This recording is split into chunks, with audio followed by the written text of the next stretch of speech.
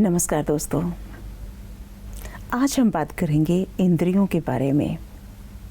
इंद्रियां जो हमारे जीवन, हमारे शरीर और हमारे लाइफस्टाइल में एक अहम भूमिका निभाते हैं। हम में से कुछ लोग तो जानते होंगे इंद्रियों के बारे में, लेकिन कुछ लोग नहीं जानते होंगे। इस पर आज हम विस्तृत चर्चा करेंगे और आज हमारे स्टूडियो में हमारी मेहमान हैं बीके तृप्ति दीदी, जो सूरत से हैं। दीदी ओम शांति। ओम शांति। एक छोटा सा परिचय दीदी आपका। नाम तो आपने ही बता दिया है जी। और लगभग पिछले 40 साल से ब्रह्मा कुमारी संस्था में समर्पित हूँ और सूरत के अंदर रहती हूँ और बाकी नेटिव राजकोट है, गुजरात के अंदर ही राजकोट है वहाँ पर। और सूरत और उसके आसपास के बहुत सारे सेवा केंद्र हैं जहाँ ईश्वरीय सेवाएं चल रही हैं।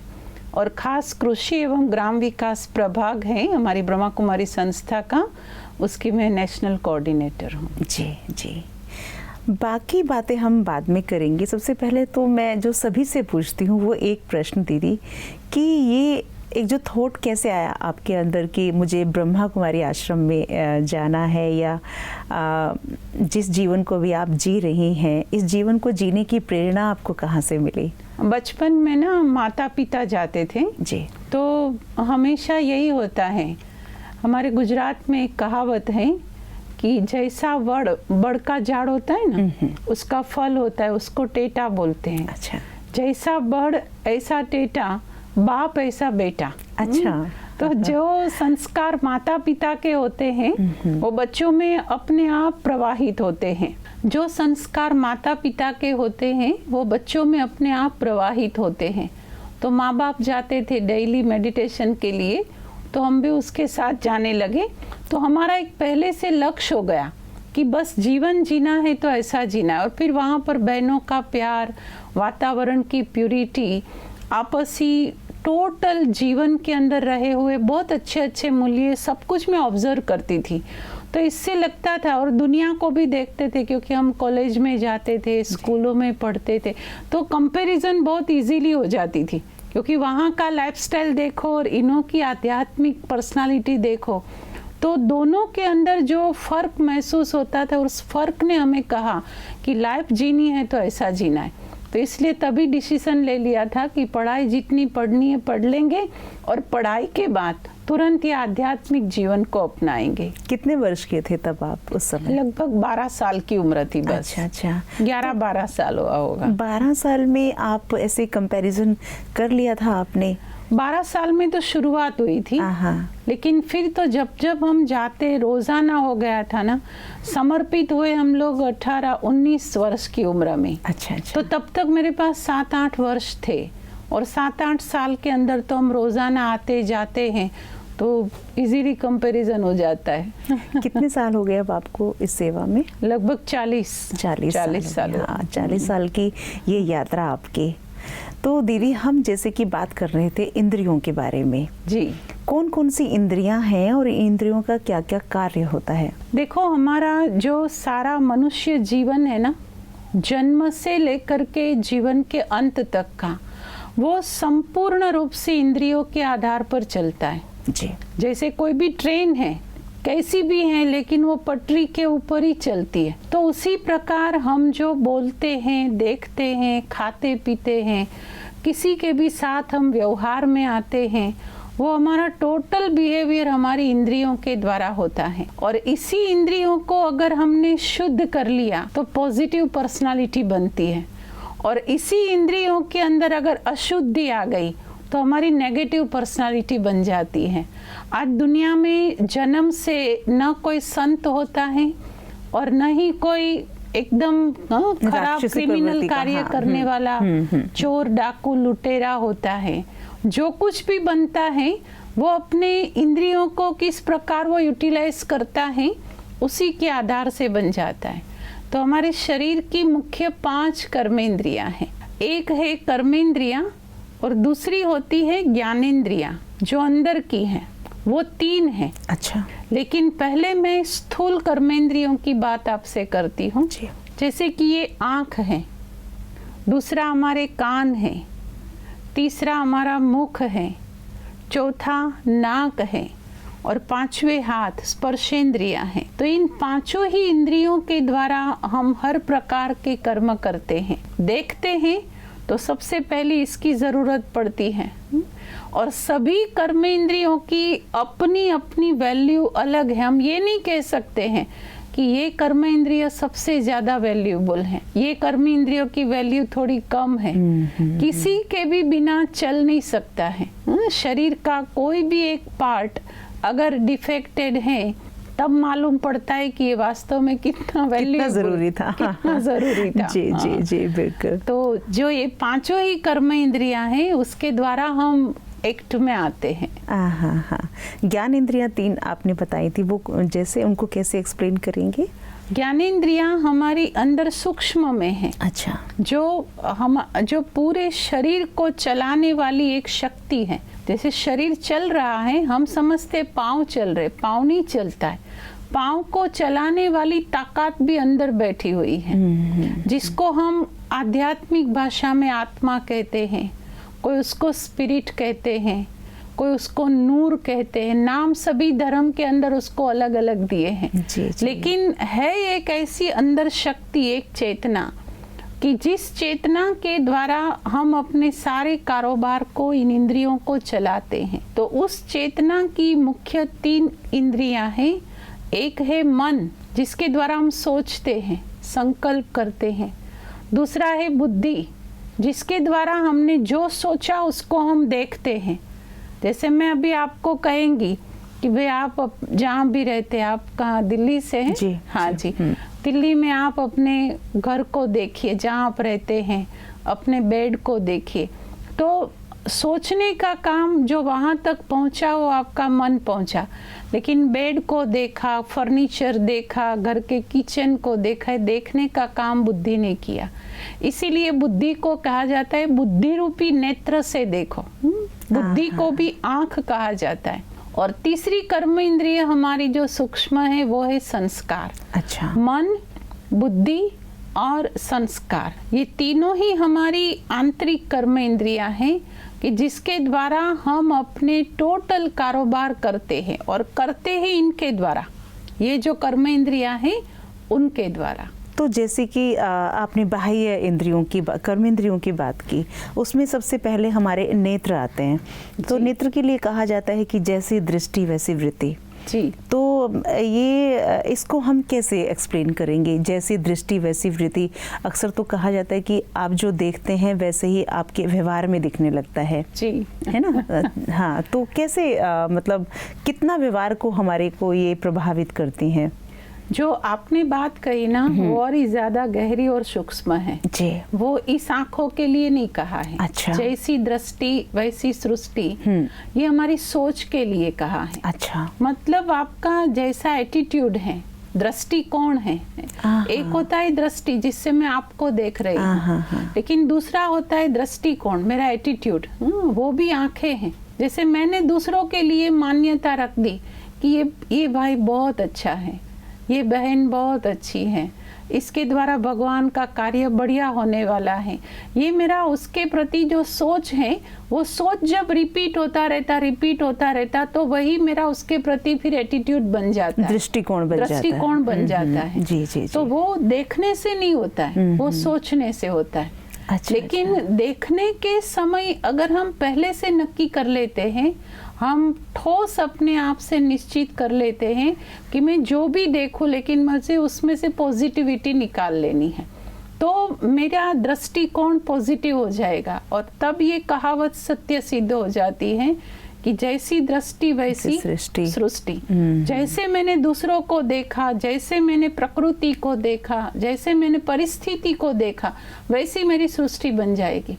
मैं थोड़े टाइम पहले का आपको एक मिसाल देती हूँ। हमारा माउंट आबू में ग्लोबल हॉस्पिटल है, तो मैं वहाँ पर गई थी। हमारे एक संबंध संपर्क की एक माता है, बहुत पुरानी है इस आध्यात्मिक ज्ञान मार्ग में, लेकिन उसका एक्सीडेंट हुआ था। अच्छा। तो हम वहाँ ऊपर गए। अब जैसी दृष्टि वैसी सृष्टि कैसे जी। ये मिसाल आपको बताती। हाँ। तो ऑपरेशन हो गया है, पाँव टूटा हुआ है, तो गए तो इतनी खुश मैंने लाइफ में पहली बार ही ऐसा देखा, सच्ची। मुझे कहते वाह बहन आप आए, बहुत अच्छा। तो हमने कहा कि माता जी आपका तो ऑपरेशन है और आप कितने खुश नजर आ रहे हो। तो उसने जो कमाल की मेरे को 5-6 बातें कही ना, वंडरफुल, कि कैसी दृष्टि है उसकी अपने, है एकदम नेगेटिव पॉइंट। ये पाँव टूटना, डॉक्टर ने उसको बता दिया कि 6 महीना आपको रेस्ट लेना पड़ेगा, इसके ऊपर आप वजन नहीं दे सकते हो।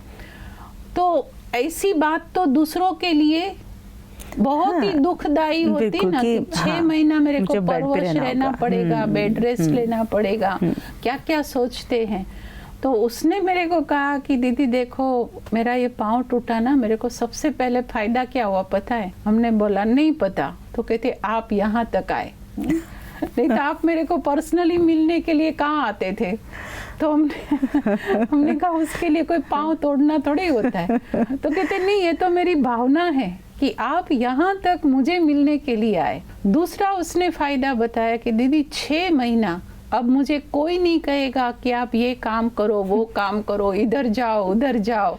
मेरा कोई बुरा भी नहीं लगाएगा। मैं किसी प्रसंग में नहीं गई तो कोई ये नहीं कहेगा कि सविता माता नहीं आई देखो। दूसरा ये फायदा। हमने कहा तीसरा फायदा क्या हुआ?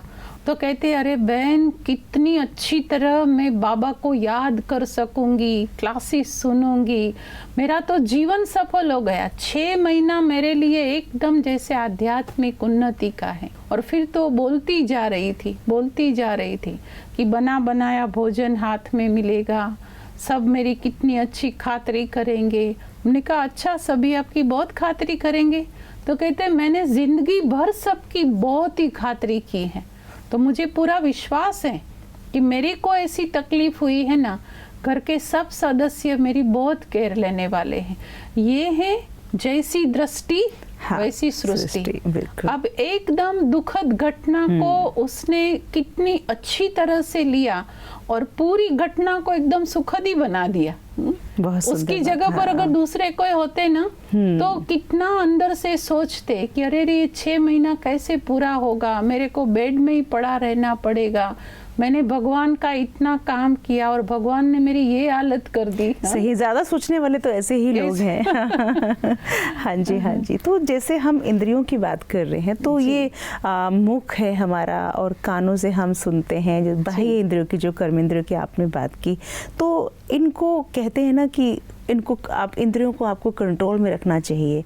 तो इनका कंट्रोल कहाँ से होता है और किस तरह से इनका कंट्रोल होता है, और अगर हम इन्हें कंट्रोल नहीं करते तो किस तरह के परिणाम हमें देखने को मिलते हैं?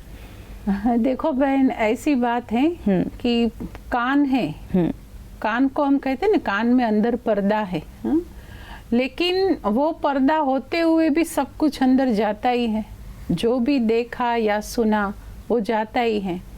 आँखों को भी पर्दा है, जैसे हम चाहे तो आंख बंद कर देते हैं, लेकिन जब सामने बातें होती हैं तो उस समय आंखें खुल जाती है, बंद नहीं होती है और ही खुल जाती है। हाँ। मुख है, ये सारी की सारी कर्मेंद्रियां ऐसी हैं कि जिन कर्मेंद्रियों को अगर हम चाहे तो कंट्रोल कर सकते हैं, लेकिन कंट्रोल जबरदस्ती नहीं हो सकता। अच्छा, उसके लिए सबसे पहले तो सेल्फ कंट्रोल चाहिए। जब सेल्फ कंट्रोल होता है, खुद के ऊपर होता है, तो कर्मेंद्रियों के ऊपर ऑटोमेटिकली हो जाता है जी। और वो सेल्फ कंट्रोल की सबसे सहज विधि वो मेडिटेशन है, जो हमारी ब्रह्मा कुमारी संस्था के अंदर सिखाई जाती है। मेडिटेशन वो योगा नहीं है। हम योगा को समझ बैठे हैं, वो फिजिकल एक्सरसाइज है, प्राणायाम है, तप, उनसे हमारा बॉडी रिलैक्स रहता है, अंदर के नेगेटिव टॉक्सिस सारे बाहर निकलते हैं, लेकिन कर्मेंद्रियां उनसे वश नहीं होती हैं। कर्मेंद्रियों को अगर कंट्रोल में करना है तो उसके लिए जो मेडिटेशन का हमारा 7 डेज कोर्स है, बेसिक कोर्स होता है, और रोज उसके लिए 45 मिनट 1 घंटा हमारे मेडिटेशन सेंटर पर जाना होता है, और वो फ्री ऑफ चार्ज कोर्स है। और उसके माध्यम से चेतना का परम चेतना के साथ कैसे कनेक्शन जोड़े वो सिखाया जाता है। जब हम सुप्रीम पावर से अपने आप को जोड़ते हैं ना, तो उसकी एनर्जी हमारे अंदर ट्रांसफर होती है, और वो एनर्जी जब हमारे अंदर भरती जाती है तो उससे हमारे अंदर एक प्रकार का मनोबल बढ़ता है। अपना सेल्फ कॉन्फिडेंस बहुत पावरफुल हो जाता है, और जब व्यक्ति का सेल्फ कॉन्फिडेंस बढ़ता है तो उसकी असर इन कर्मेंद्रियों के ऊपर होती है। जी जी जी। बुरा देखना नहीं है, बुरा सुनना नहीं है, बुरा सोचना नहीं है। देखना और सुनना तो चलो फिर भी इजी है, लेकिन उनसे भी सूक्ष्म चीज जो है सोचना भी नहीं है। हमारे महात्मा गांधी जी थे, उन्होंने दुनिया के लोगों को, खास भारतवासियों को 3 बंदरों का एक बहुत अच्छा खिलौना दिया था कि भाई बुरा देखो नहीं, बुरा सोचो नहीं, बुरा बोलो नहीं, सुनो नहीं, ये सब दिया था। हमारी ब्रह्मा कुमारी संस्था के अंदर 2 चीजें इसमें और ऐड की गई। बुरा देखना नहीं है, बुरा सुनना नहीं है, बुरा बोलना नहीं है। लेकिन यहाँ पर हमें सिखाया गया है कि बुरा सोचना भी नहीं है और बुरा खाना भी नहीं है। अच्छा। जो भी अंदर हम चीजें डालते हैं ना, उसकी सीधी इफेक्ट हमारे ब्रेन पर होती है, हमारी विचार शक्ति के ऊपर होती है, और कर्मेंद्रियां इनसे हमारी चाहे नेगेटिव चाहे पॉजिटिव वे पर जाती हैं। और इसीलिए कहा गया है कि जैसा अन्न वैसा मन। तो कर्मेंद्रियों को अगर हमें अच्छी तरह से कंट्रोल करना है तो मेडिटेशन सीखना अनिवार्य है, और उसी मेडिटेशन से हम अपने कॉन्फिडेंस को बहुत हायर लेवल तक ले जा सकते हैं। और आपने हमको 2 प्रश्न पूछ लिए हैं, एक में कि कैसे कंट्रोल करें, और दूसरा ये पूछा है कि अगर कंट्रोल नहीं कर पाता है तो उसके क्या नेगेटिव इफेक्ट है हमारे जीवन के अंदर।